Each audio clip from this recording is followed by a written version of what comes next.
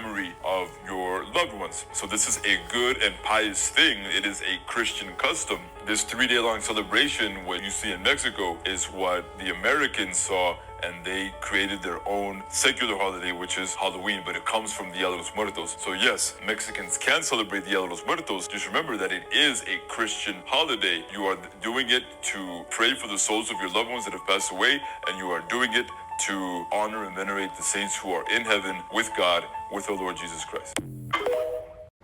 All right, now look here. We've established this multiple times in many other videos, but we got to do it again. Look what it says, people. Does not return, he will never come to his house again. Job 7 verse 9 and 10.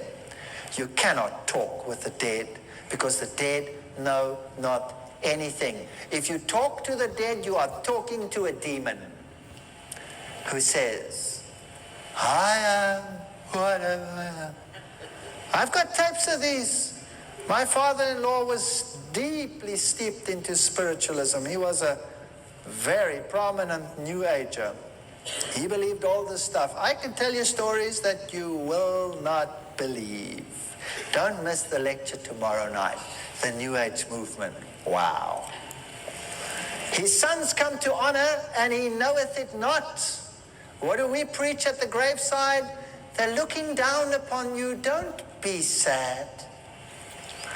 And they are brought low, but he perceiveth it not of them. Job 14:21. What comfort. My mother never saw my mistakes and my bad moves or whatever. She's asleep. When a few years are come, then I shall go the way whence I shall not return. Job 16:22. Until the Lord comes, and as it is appointed unto men once to die, but after this the judgment. Hebrews 9:27. Whap! There goes reincarnation. Goodbye. Either you believe the Bible or you believe the lie. One of the two.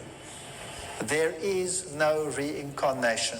There is no cycle. There is no second chance. It's now or never. You are appointed once to die, and then there is a resurrection and it's judgment, whether we like it or not.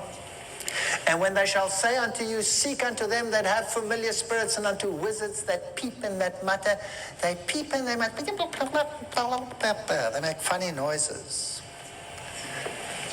Should not a people seek unto their God for the living to the dead? What are you doing consulting the dead? Isaiah 8:19. Talk to God. Don't consult the dead. Don't consult the stars and the spiritists and the wizards and the necromancers. To the law and to the testimony, if they speak not according to this word, it is because there is no light in them. Isaiah 8:20. If they do not speak according to the Bible, forget about them. Forget about them. They're lying.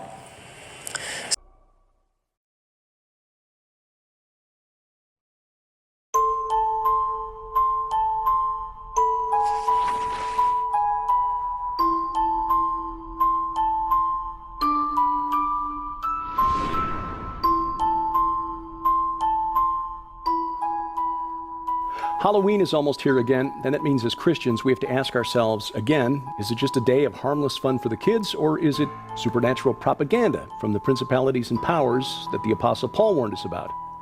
In ancient Britain and Ireland, the Celtic festival of Samhain Eve was observed on October 31st, at the end of summer. It was an occasion for one of the ancient fire festivals when huge bonfires were set on hilltops to frighten away evil spirits.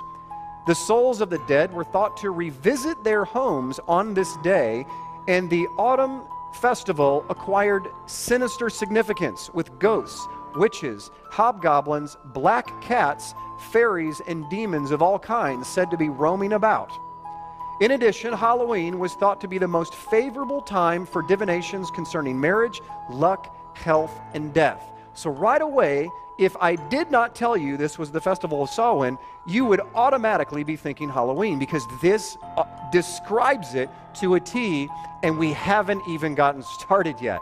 Ladies and gentlemen, let's continue. Samhain, one of the most important and sinister calendar festivals of the Celtic year, held on November 1st, so it's October 31st to November 1st.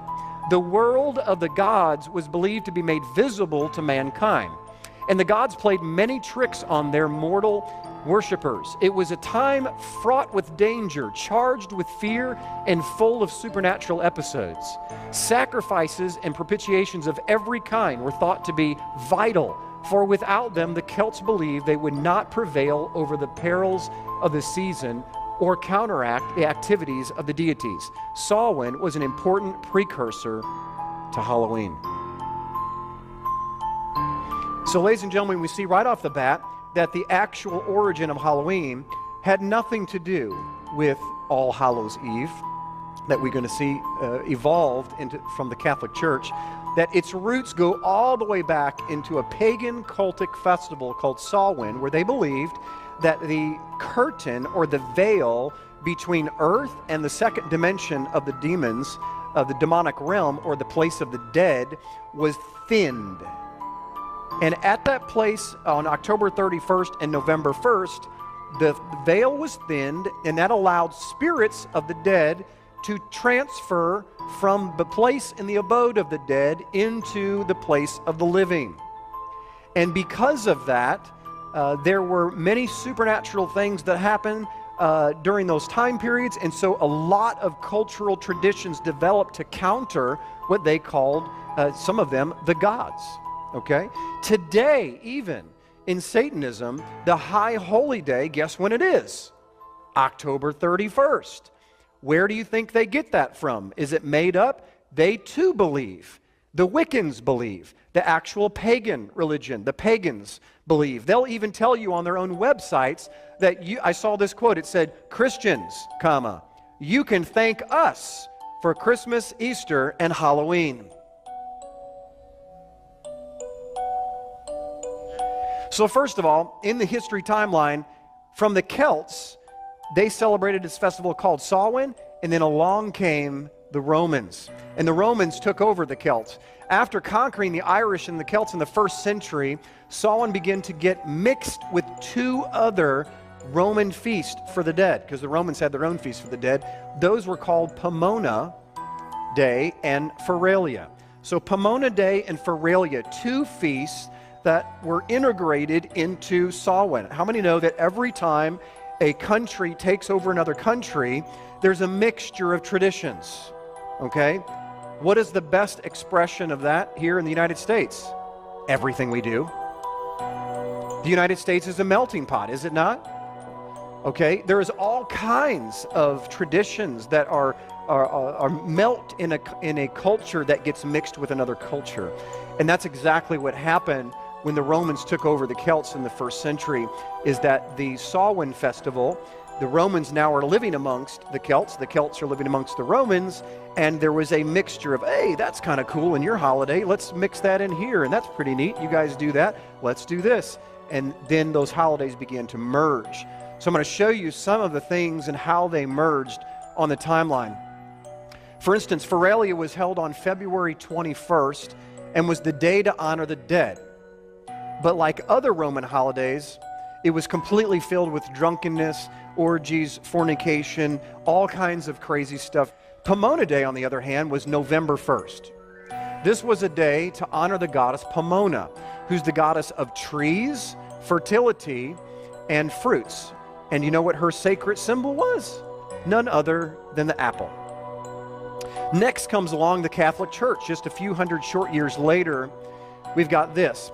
Having multiple days for remembering the dead saints and martyrs, the Catholic Church agreed that there should be one day for all of the saints. And so what was happening in Catholicism is that a martyr, or what they can be considered a saint, and you were automatically a saint if you were martyred, and that's how they began.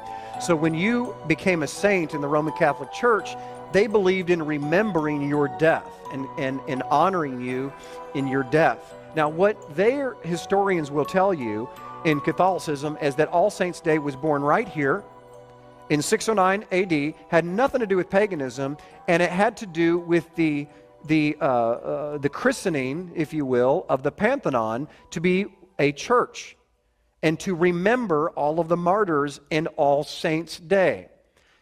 So the Catholic Church's agenda throughout the centuries was to take the pagan holidays and begin to take them over.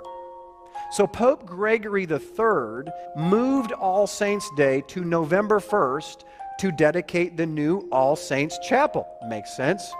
In St. Peter's, Rome. At the same time, making an effort to Christianize the pagan feast of the same name.